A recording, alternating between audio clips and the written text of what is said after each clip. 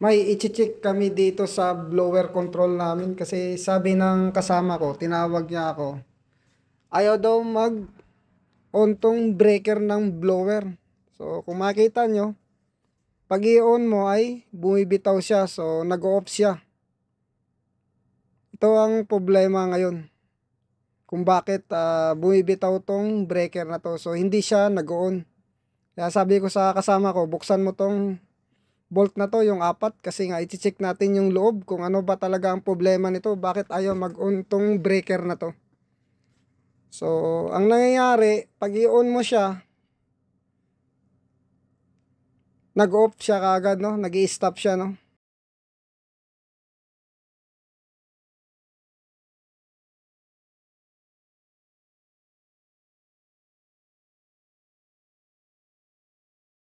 So ngayon master, ang una kong gagawin nito, so i-check ko yung ano niya. Ito yung ano niya, yung supply niya, ay i-check ko kung may supply ba talaga, kasi nga may auxiliary contact kasi to sa gilid, kung makita nyo, may auxiliary contact.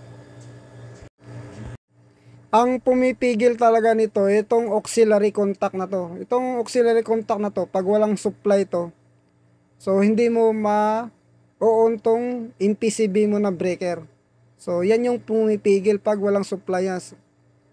So possible to na walang supply talaga to. So kung makita nyo, yung tester ay hindi umiilaw. So yung 3-piece na power supply ay wala siyang power supply.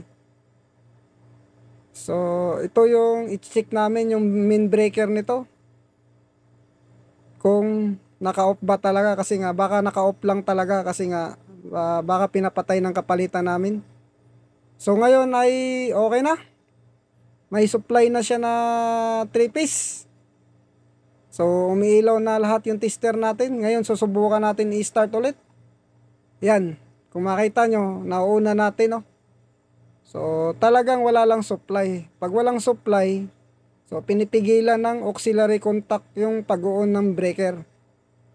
So ito yung main na supply na 3-piece. Tapos ito naman yung wire na to papunta sa motor. So ito yung emergency stop na button, start button, tsaka ito naman yung stop button. Okay, ito.